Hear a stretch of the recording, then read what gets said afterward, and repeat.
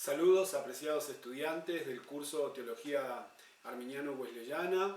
Es para mí un gozo poder darles la bienvenida a la tercera semana de estudios de este curso y ya estamos comenzando lo que sería la mitad del mismo. La semana pasada estudiamos los conceptos incluidos en la teología wesleyana acerca de algunos temas tales como el pecado, la Trinidad, la salvación, y también hicimos una introducción al Espíritu Santo. En esta semana ya nos vamos a adentrar en la doctrina de la santidad desde el punto de vista wesleyano. En primer lugar, debemos decir que Juan Wesley hizo algunas precisiones entre la justificación y la santificación. Él consideraba que en la justificación los pecados de una persona son removidos o perdonados, mientras que en la santificación el poder del pecado es el neutralizado. Asimismo, él recalca que la justificación es un cambio relativo, pero en la santificación el cambio es verdadero o más radical, como le gustaba llamarlo. Por otro lado, la justificación se refiere a la relación de la persona con Dios, mientras que la santificación se refiere al cambio total de su interior. La justificación es una restauración del creyente en favor de Dios, mientras que la santificación es la restauración de la imagen de Dios en el creyente. Por último, pensaba Wesley que la justificación es lo que Dios ha hecho por el creyente a través de Jesucristo su Hijo, mientras que la santificación es lo que Dios ha hecho en él por medio del Espíritu Santo a través del sacrificio de Cristo. Desde sus días como estudiante en la Universidad de Oxford, la idea de santidad se convirtió en el principal interés de Wesley. Fue progresando en este pensamiento, podemos decir, acerca de su significado y de cómo una persona podría obtener esta santidad. Al principio, dijo él, entendió que era posible alcanzarla a través de los esfuerzos humanos. Y alguna vez explicó en alguno de sus diarios que había llegado al extremo de disciplina propia en intentar alcanzar la santidad. Una de las cosas que aprendió en su experiencia de conversión fue que la santidad era un regalo de la gracia de Dios, bajo el poder del Espíritu Santo, y no el resultado de los esfuerzos humanos. Esto era parte de un proceso, explicó él, donde la fe de un siervo se convertía en la fe de un hijo de Dios. Él afirmaba que un creyente no podía ser feliz en esta vida sin la santidad, y era necesaria para la salvación final. Él tomó como referencia muy fuerte un pasaje de Hebreos capítulo 12, versículo 14, que dice: «Seguid la paz con todos y la santidad sin la cual nadie verá al Señor». En la siguiente cita que voy a compartir de uno de los sermones de Wesley aparece una de sus mejores definiciones sobre la santidad. Él decía en este sermón que la santidad del Evangelio es nada menos que la imagen de Dios estampada en el corazón. No es otra cosa que el pleno sentir que hubo en Cristo Jesús.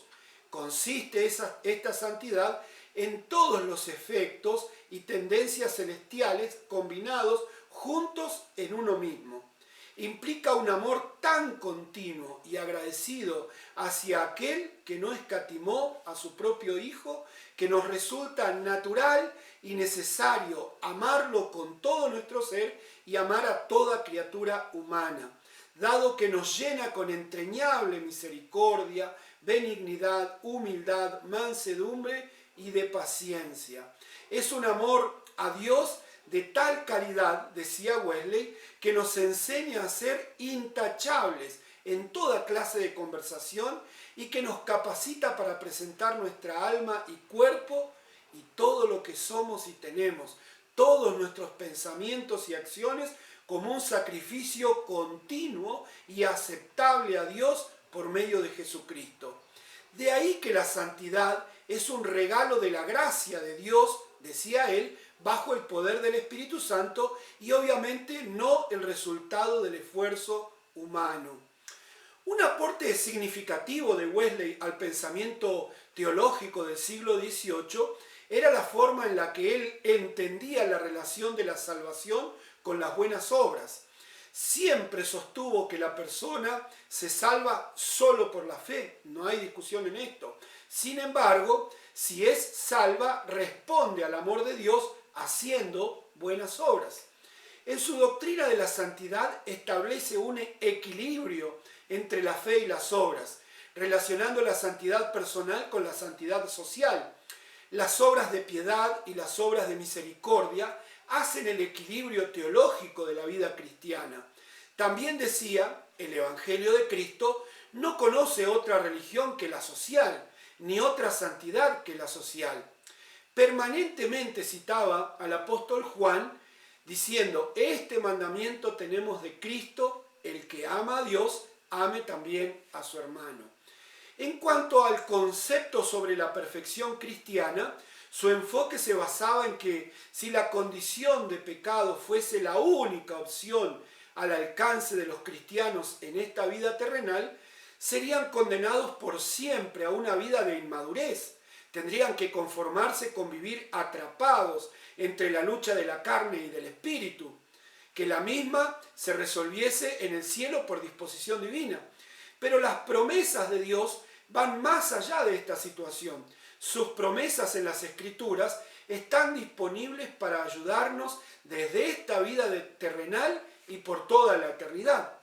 En uno de los sermones más antiguos de Wesley, predicado en el año 1733, por supuesto con anterioridad a su experiencia en Aldersgate, llamado La circuncisión del corazón, él desarrolla una reflexión sobre Romanos 2:29, donde trata ya como presente lo prometido en Deuteronomio capítulo 30, versículo 6, que dice, circuncidará Jehová tu corazón y el corazón de tu descendencia para que ames a Jehová tu Dios con todo tu corazón, con toda tu alma, a fin de que viva.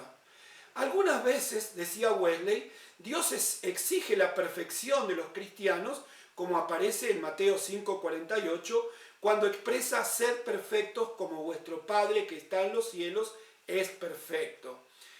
Mas todas las promesas de Dios son mandatos, y todos los mandatos promesas de lo que hará por los creyentes fieles. Dios se propone terminar su nueva creación llevando el proceso de la santificación a su culminación a través de la experiencia de la santificación total, lo que significa otorgar el regalo de la perfección cristiana.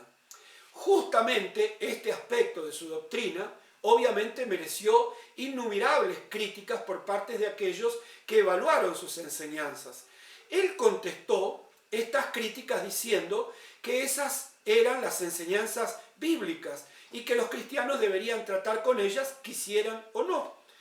¿Quién es capaz de decirle a Dios que Él es capaz de cumplir las promesas que hace a sus criaturas? Se preguntó.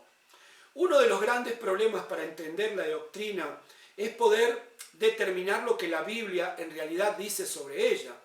Muchísima gente tiene la idea no bíblica, más un pensamiento secular sobre el significado de la perfección. Piensan muchos que la perfección quiere decir infalibles o estar fuera del alcance de la tentación o que no pueden ya perder el estado de gracia. Otros piensan que se refiere a la perfección absoluta, un estado estático que no permite crecimiento continuo. Wesley realizó innumerables esfuerzos por clarificar la doctrina bíblica y contrarrestar esas ideas equivocadas. En su sermón La perfección cristiana, escrito en 1741, dice que la perfección no quiere decir conocimiento perfecto, ni ausencia de errores, ni estar exento de males físicos o libres de tentaciones. Él explicó más bien que la perfección es otro término para santidad, y este implica por lo menos que aún los bebés en la fe están en conocimiento de Cristo y tratarán voluntariamente de no cometer ningún acto transgresor con respecto a la ley de Dios conocida por ellos, ayudados por el Espíritu de Dios. Para el cristiano firme, decía Wesley, significa estar libre de pensamientos y comportamientos pecaminosos.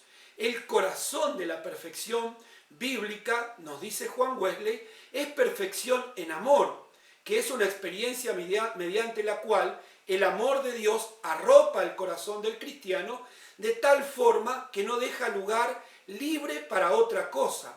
Es una experiencia de madurez que propicia el aumento de la gracia, a pesar de las debilidades que permanecen por siempre en el creyente. La Biblia nos exhorta permanentemente a amar a Dios con todo nuestro ser, corazón, mente y alma, y amar a nuestros semejantes como Cristo también los ama. También nos exhorta a cultivar nuestra mente a semejanza de la mente de Cristo y a cuidar de la pureza del corazón, a mantenernos libres de pasiones como el orgullo y la ira, decía él. Uno de los pasajes favoritos de Wesley se encuentran en 1 de Tesalonicenses, capítulo 5, versículos 16 y 18.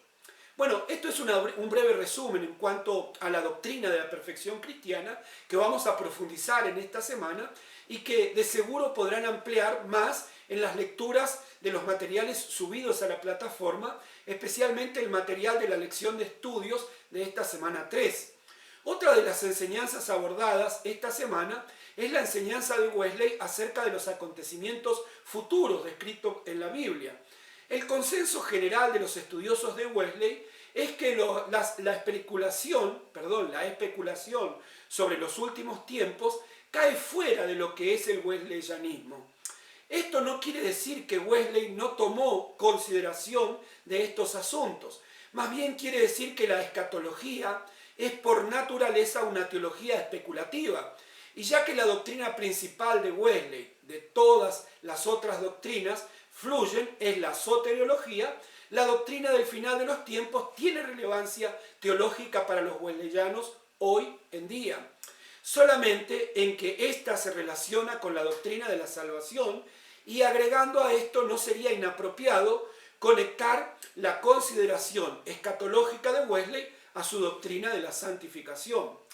Algunos teólogos llaman a esto una escatología realizable. Esto quiere decir que Wesley insistió que el perfecto amor de Dios y el perfecto amor a Dios y al prójimo se logra en la vida a través del proceso y de la crisis de la entera santificación, como ninguna otra tradición que solo puede esperar por el día cuando el pecado será vencido y espere un escape de este mundo. La teología wesleyana de la santificación se sostiene en el potencial de que la gracia divina nos afecte en esta vida y en un sentido santifique el valor del aquí y ahora con proyección eterna. En la lección de esta semana analizaremos algunos acercamientos de Wesley a temas escatológicos, tales como característica de los últimos tiempos, la segunda venida de Cristo, el juicio final y la resurrección de los muertos. En esta semana, apreciados estudiantes, con relación a las asignaciones, se darán, por un lado, presentar un informe de lectura de un texto que trata acerca de las doctrinas de la predestinación y la controversia que en el pasado y en el presente se ha desatado sobre este tema. Recuerde que según el sílabo del curso, este tema entra dentro del abordaje de los contenidos de esta semana. Por otro lado, también deberán prestar o presentar un informe del sermón de Wesley acerca de la perfección cristiana.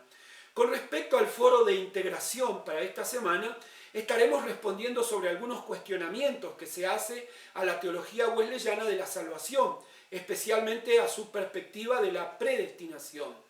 En cuanto a los materiales complementarios, yo les recomiendo el artículo Prediquemos el optimismo radical de la gracia.